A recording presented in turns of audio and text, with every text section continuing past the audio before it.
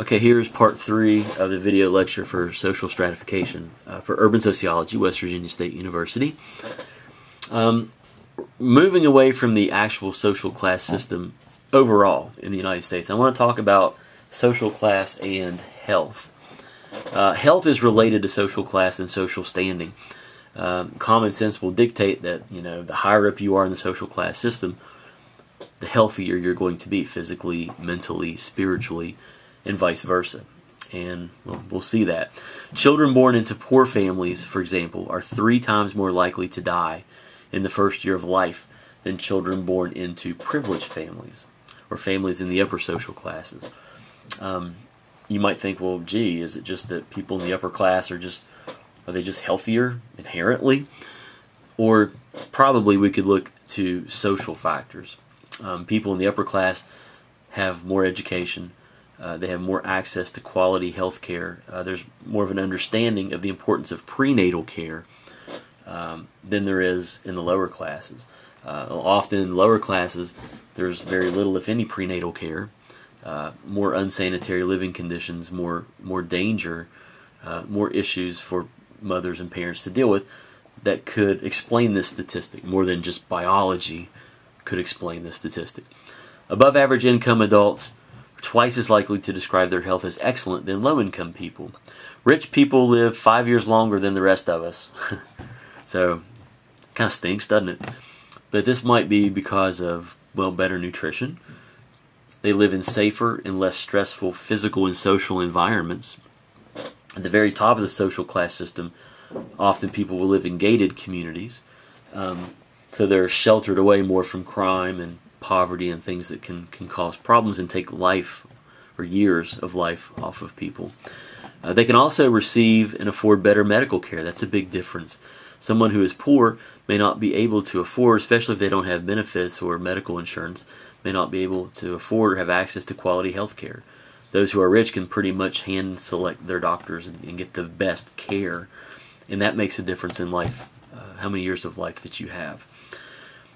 Class and values, social class and values and attitudes. The old rich have a very strong sense of family history because their wealth is based on generations of inherited wealth. Most of us who are in the middle classes or maybe lower probably wouldn't be able to trace our family histories back very far. Maybe some of you can. I cannot. I can go back to about my great-grandparents, and I know that they came over from Germany into this country. It's about all I got. It's about all I know.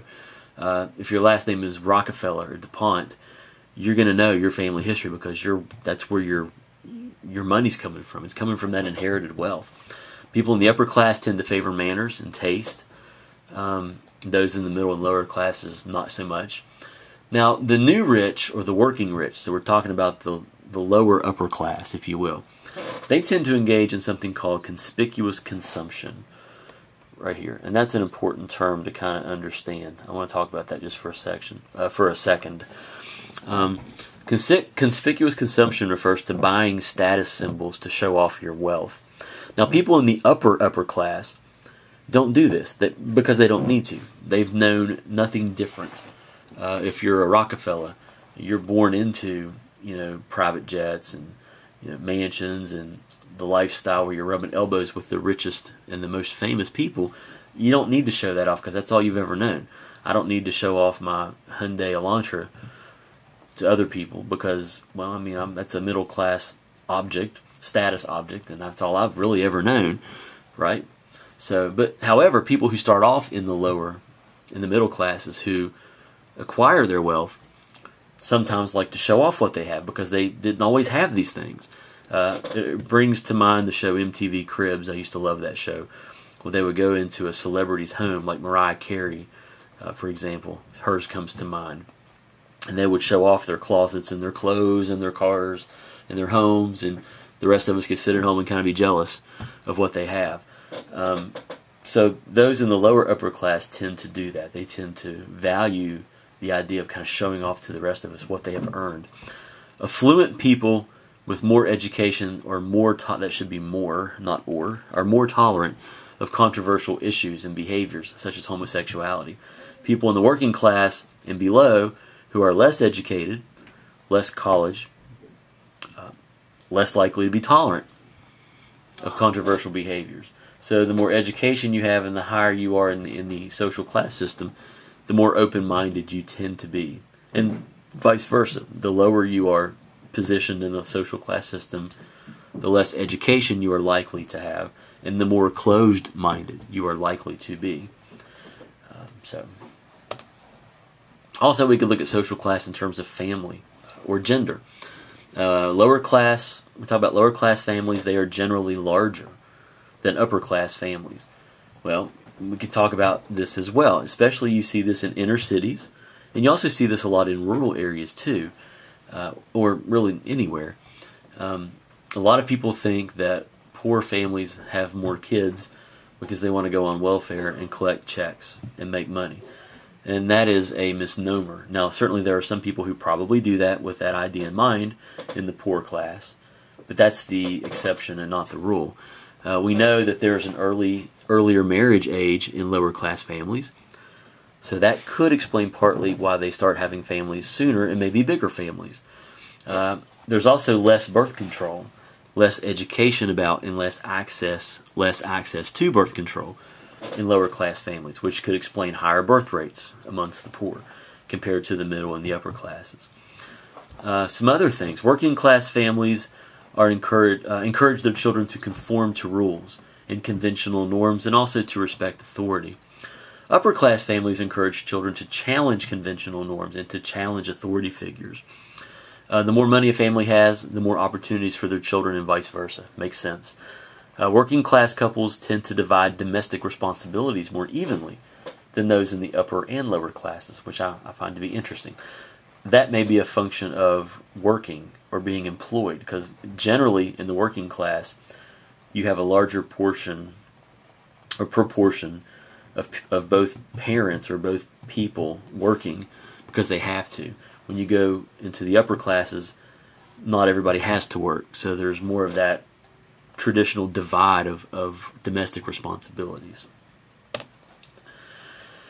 Social mobility simply refers to the ability to move up and down the class system, and we'll apply this specifically to our discussion of urban issues in class.